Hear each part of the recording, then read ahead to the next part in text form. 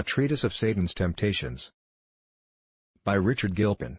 A Discourse of the Malice, Power, Cruelty and Diligence of Satan. Fourth part of Chapter 17. Satan's deceits against religious services and duties. The grounds of his displeasure against religious duties, and more. We may clearly gather from his expressions, that this temptation had sorely bruised him, and that upon God's delay of answer, he was ready to charge an unrighteousness, upon God's carriage toward him. For in that he adds that he kept his ground, and did not consent to it, as the words following, "But thou continuest holy," do imply, it showed what the devil was objecting to him. And elsewhere, in Psalm 69:3, when he had cried and was not answered, he began to be weary, and his eyes failed. Nay, his flesh and heart failed. His spirit sunk, as a man almost vanquished and overcome with the temptation. 3. Thirdly, this, our adversary raiseth up discouragements to us, from the unsuitableness of our hearts to our services. Herein he endeavors to deaden our hearts, to clog our spirits, to hinder and molest us, and then he improves these indispositions and discomposures against the duty, in which he hath a double advantage. For, 1. He deprives us of that delight in duty, which should whet on our desires to undertake it, so that we come to the Lord's table as old Barzillai, without a taste or relish of what we eat or drink. When we come to hear, the ear that trieth words, as the palate tasteth meat finds no savor in what is spoken. And this Satan can easily do by the inward deadness or disquiet of the heart, even as the anguish of diseases takes away all pleasures, which the choicest dainties afford. As Job observes, when a man is chastened with pain upon his bed, his life abhors bread, and his soul dainty meat, chapter 33:20. And when a man is brought to loathe his duties, as having nothing of that sweetness and satisfaction in them, which is everywhere spoken of, a small temptation may put him upon neglect of them. 2. He hath plausible and colorable arguments, by which he formeth an opinion in the minds of men, that in cases of indisposition, they may do better to forbear than to proceed. He tells them they ought not to pray or present any service, while they are so indisposed, that no prayer is acceptable where the Spirit doth not enliven the heart and raise the affections. That they do but take his name in vain, and increase their sin, and that they should wait till the Spirit fill their sails, and to say the truth, it is a great difficulty for a child of God, to hold his feet in such slippery places. How many have I known complaining of this, and persuading themselves verily that they might do far better to leave off all service, than to perform them thus? And scarcely have I restrained them from a compliance with Satan, by telling them that indispositions are no bar to duty, but that duty is the way to get our indispositions cured. That duty is absolutely required, and dispositions to be endeavored. And that it is a less offense to keep to duty under indispositions, than wholly upon that pretense to neglect it. And indeed, where these indispositions are bemoaned and striven with, the services are often more acceptable to God than pleasing to ourselves. The principle is truly spiritual and excellent, a foundation of sapphires and precious stones, upon which, if we patiently wait, he will build a palace of silver. For that service is more spiritual that is bottomed, and carried on by a conscientious regard to a command, when there are no moral motives from sense and comfort concurring, than that which hath more of delight to encourage it, while the power of the command is less swaying and influential. 4. Fourthly, men are oft discouraged from a sense of unworthiness of the privilege of duty, a kind of excessive humility, which principally relates to the sacrament of the Lord's Supper and prayer. The accuser of the brethren tells them, that they have nothing to do, to take the name of God in their mouths. That it is an insufferable presumption. Hence some, like the woman with the bloody issue, dare not come to Christ to ask a cure, while yet they earnestly desire it, and would rather, if they could, privately steal it than openly beg it.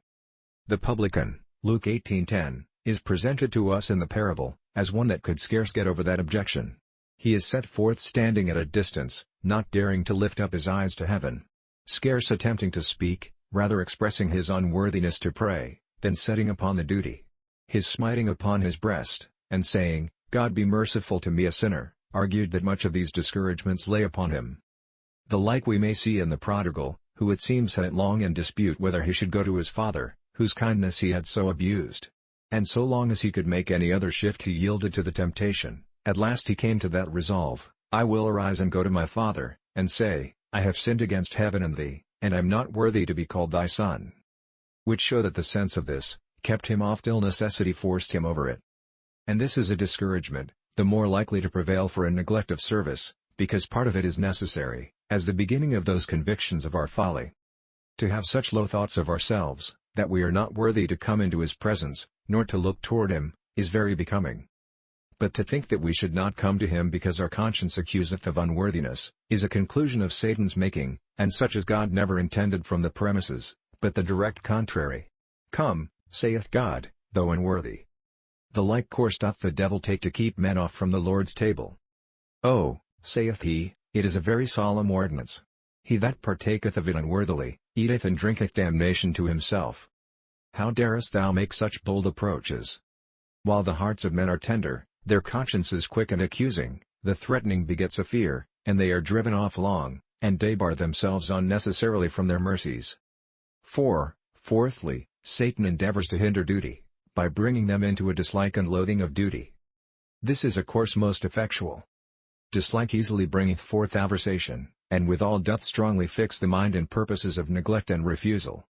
The devil bringeth this about many ways, as 1. First, by reproaches and ignominious terms. It was an old trick of the wicked one to raise up nicknames and scoffs against the ways of God's service, thereby to beget an odium in the hearts of men against them. The seat of the scornful is a chair that Satan had reared up from the beginning. By this art, when God was known in Jewry, and His name was great in Israel, were the heathens kept off from laying hold on the covenant of God.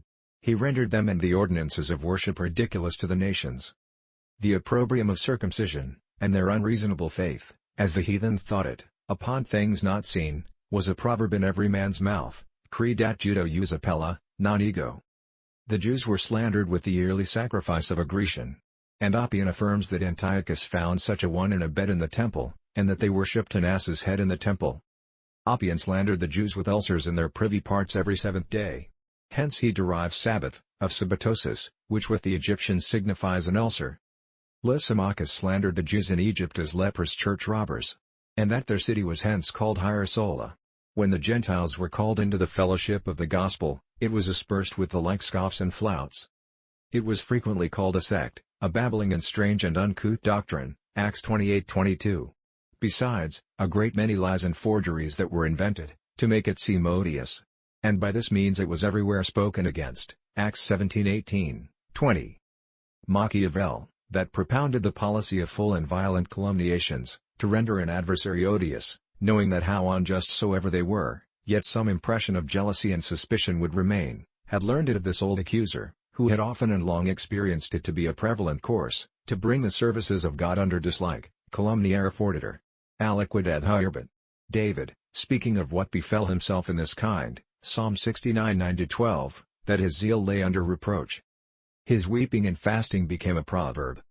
And that in all these he was the song of the drunkard, he expresseth such apprehensions of the power of this temptation upon the weak, that he doth earnestly beg that Satan might not make it a snare to them. Verse 6, Let not them that wait on thee, O Lord God of hosts, be ashamed for my sake, let not those that seek thee be confounded for my sake.